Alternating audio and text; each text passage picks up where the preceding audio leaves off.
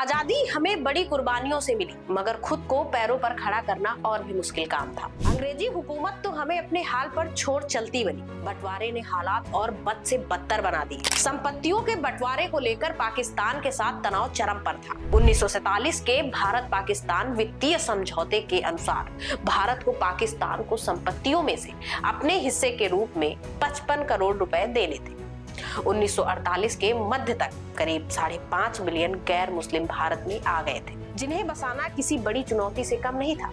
उधर कश्मीर अपना ही राग अलाप रहा। कश्मीर के महाराजा हरि सिंह हिंदू थे, जबकि 75% आबादी मुसलमानों की थी। महाराजा को भारत में लोकतंत्र और पाकिस्तान में सांप्रदायिकता का डर था, इसलिए वो स्वतंत्र रहने की उम्मीद कर रहे थे। यही हाल देश के बाकी स्टेट का भी था।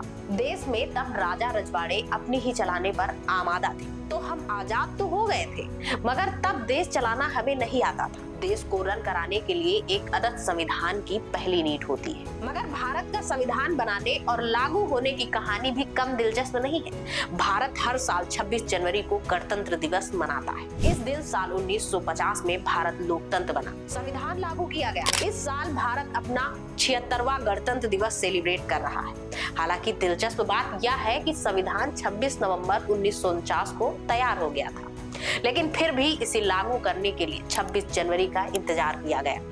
ऐसा क्यों? आइए जानते हैं इसके पीछे की वजह। नमस्कार, मेरा नाम हेमा श्रीवास्तव, आप देख रहे हैं यूनाइटेड भारत। दरअसल ब्रिटिश हुकूमत के दौर में साल 1929 में लाहौर में कांग्रेस का अधिवेशन आयोजित किया गया, जिसकी अध्यक्षता पंडित जवाहरलाल नेहरू कर रहे थे। और यही वह अधिवेशन था जब पूर्ण स्वराज का प्रस्ताव आया। इस प्रस्ताव में साफ कहा गया था कि 26 जनवरी 1930 तक अगर अंग्रेजी हुकूमत हमें आजादी नहीं देती तो भारत खुद को स्वतंत्र घोषित कर देगा। इसके बाद साल 1930 में 26 जनवरी तो आई, मगर गुलामी की डेडलाइन खत्म नहीं हुई। लेकिन कांग्रेस ने 26 जनवरी 1930 को पहला पूर्ण स्वराज दिवस माइनस स्वतंत्रता दिवस मनाया। तब पंडित नेहरू ने तिरंगा फहराया। पहले स्वतंत्रता दिवस पर जगह जगह सभाओं का आयोजन किया गया। इसमें कांग्रेस के नुमाइंदों ने सामूहिक तौर पर लोगों को स्वतंत्रता पाने की शपथ दिलाई।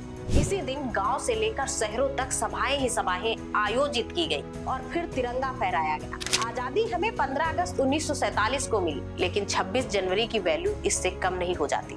तो भले संविधान 26 नवंबर 1949 तक तैयार हो गया हो, मगर उसे लागू करने के लिए साल 1950 का इंतजार किया गया। 26 जनवरी 1950 को संविधान को विधिवत लागू किया गया।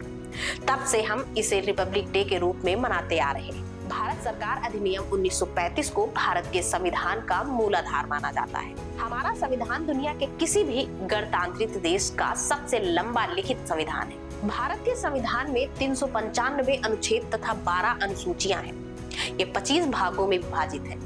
हालांकि निर्माण के समय हमारे मूल संविधान में 395 अनुच्छेद जो 22 भागों में विभाजित थे और उनमें 8 अनुसूचियां थी। हमारे संविधान में भारत के संसदीय स्वरूप की विस्तृत व्यवस्था है। भारत के संविधान की संरचना संघीय है। भारत का संविधान इसकी प्रस्तावना के साथ शुरू होता है। संविधान की प्रस्तावना में इसके आदर्श, उद्देश्य और बुनियादी सिद्धांत शामिल हैं। संविधान की मुख्य विशेषताएं इन उद्देश्यों से प्रत्यक्ष और अप्रत्यक्ष रूप से विकसित हुई हैं, जो प्रस्तावना से प्रवाहित होती है।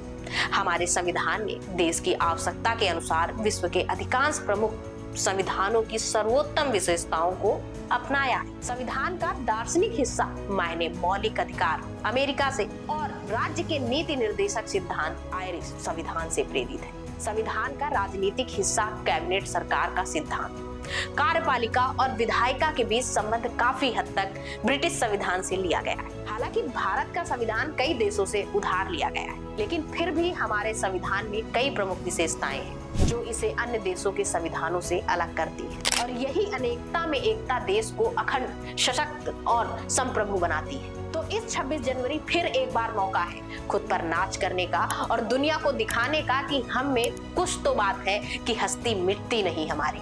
जय हिंद।